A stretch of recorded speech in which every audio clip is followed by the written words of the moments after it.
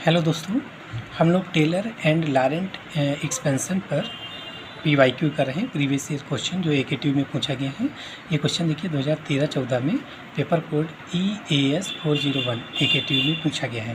Question क्या है? Obtain the Taylor series expansion of FZ equal to 1/z² minus 4z plus 3 about the point z equal to 4। z equal to 4 के about करना है और find the region of convergence, region of convergence भी निकालना है।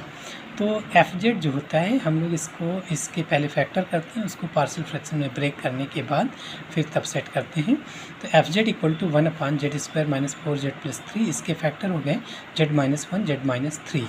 और expansion करना किसके अबाउट करना है? z इक्वल टू 4 के अबाउट। इसका मतलब z माइनस 4 की पावर में एक्सपेंशन करना है, z माइनस 4 की पावर में एक्सपेंशन करना होगा। ठीक है, तो देखिए इसका एक्सपेंशन करना है z माइनस 4 की पावर में एक्सपेंशन। तो देखिए यहाँ पर z इक्वल टू 3 और z इक्वल टू 1 दो पोल्स हैं, है ना, जहाँ पर FZ इन्फाइनाइट हो रहा हो। तो देखिए FZ की वैल्यू ये है, तो z इक्वल टू 1 रखोगे तब भी FZ इन्फाइनाइट आएगा, 3 पर भी इन्फाइनाइट। तो इसका मतलब z इक्वल टू 1 और z इक्वल टू 3 पर पोल्स हैं। क्या है? पोल्स हैं। तो z इक्वल टू 1 पे पोल्स एक छोटा सा गोल बना दीजिए और z इक्वल टू 3 पर ये दो पोल्स हो गए, ये दो पोल्स हो गए। किसके अबाउट करना है? z इक्वल टू 4 के अबाउट। इसका मतलब सेंटर कहाँ होगा? 4,0 पर। z इक्वल टू 4, इसका इमेजिनरी पार्ट तो है नहीं, तो इसका मतलब 4,0 पर उसका सेंटर होगा। इसके अबाउट का मतलब ये उसका सेंटर होता है z equal to 4। z equal to 4 के अबाउट एक्सपेंशन करना है, इसके अबाउट एक्सपेंशन करना है z इक्वल टू 4 के अबाउट। इसका मतलब z माइनस 4 की पावर में एक्सपेंशन करना है।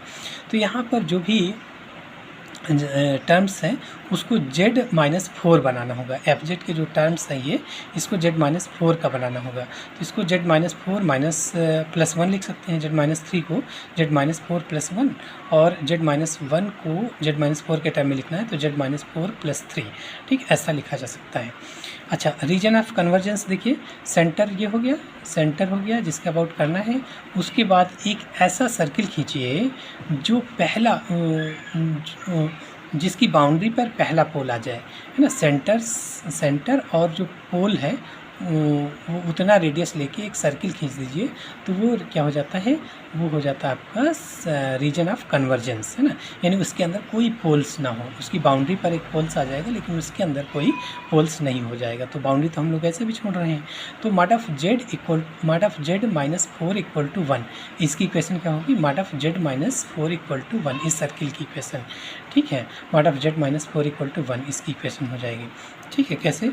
मॉड ऑफ देखिए mod of z minus 4 equal to 1, इसका मतलब z की वैल्यू क्या होती है? x plus IY minus 4।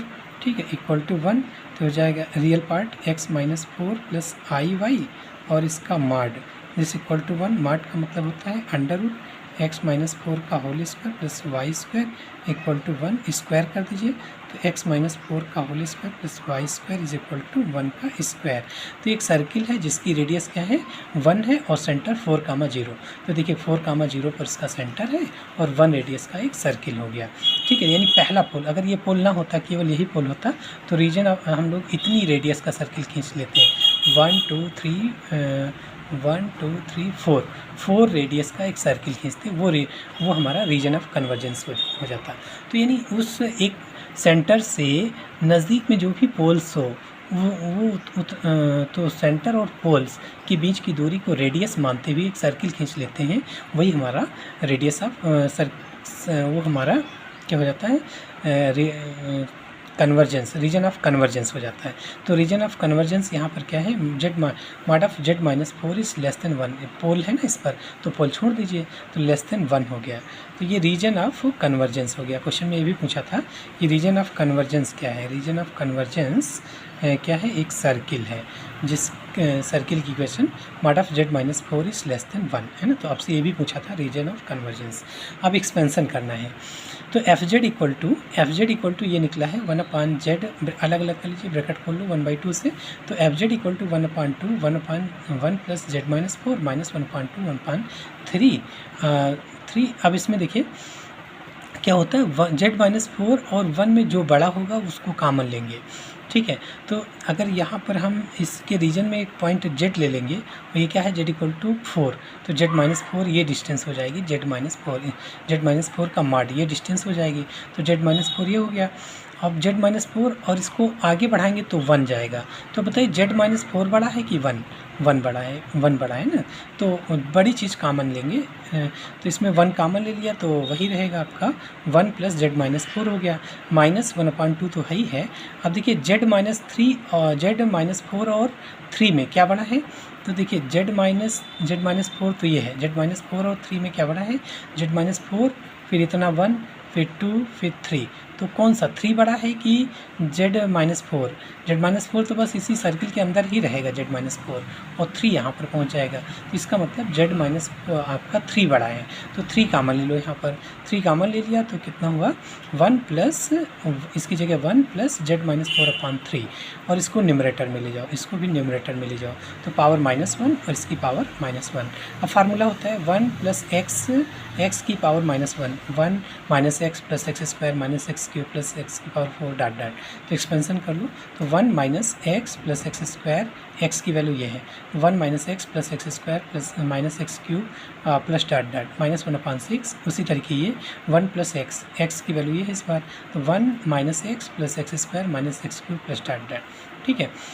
अब देखिए सेम पावर कलेक्ट कर लीजिए, सेम पावर कलेक्ट कर लीजिए, तो देखिए 1/2 कॉन्स्टेंट टर्म, 1/2 माइनस 1/6 ये हो गया। जेड माइनस 4 तो माइनस का जेड माइनस 4 कॉमन ले लीजिए, जेड माइनस 4, तो यहाँ से माइनस का 1/2 ये लिखवा, और जेड माइनस 4 ये, तो प्लस का 1/18 प्लस जेड माइनस 4 का होल स्क्वायर कॉमन ले लो, तो 1/2 प्लस का और होल स्क्वायर कॉमन लिया तो 9 × 6 54 माइनस 1/54 प्लस जेड माइनस 4 का होल क्यूब कॉमन ले लो, तो माइनस का 1/2 प्लस 27 × 6 हो गया। इसको थोड़ा सिंप्लीफाई कर लो, तो ये हुआ आपका 12, ये 6 एलसीएम हो गया, ये हो गया 3 माइनस 1, 2/6 का मतलब 1/3, और ये हुआ आपका 18 एलसीएम माइनस 9 + 1, तो 4/8 ये हुआ आपका -9 और +1 -8/18 का मतलब 4/9 हो गया जेड माइनस 4। ये हो जाएगा आपका 13/27, एलसीएम 54 हुआ, 27 - 1 26, और फिर 2 से कैंसिल हो जाएगा, 2 से, तो नीचे हो गया 27 और ऊपर हो गया 13, Z minus 4 whole square minus, इसको हल करेंगे तो 40/81 माइनस का 40/81 जेड माइनस 1 की whole power 3 plus dot dot. तो ये टेलर एक्सपेंशन है, लारेंट एक्सपेंशन है। अगर अपान में जेड के टर्म्स में ही है, जेड माइनस 4 के टर्म अपान में नहीं है, तो वो क्या हो जाएगा, टेलर सीरीज है ना। देखो इसमें सारे जेड माइनस 4 के टर्म न्यूमरेटर में है, तो ये टेलर सीरीज है। तो which is an Taylor expansion, Taylor's expansion इसका of F Z, Taylor expansion of F Z का टेलर एक्सपेंशन हो गया। तो इस तरीके से क्वेश्चंस लगते हैं टेलर एक्सपेंड करके। Thank you.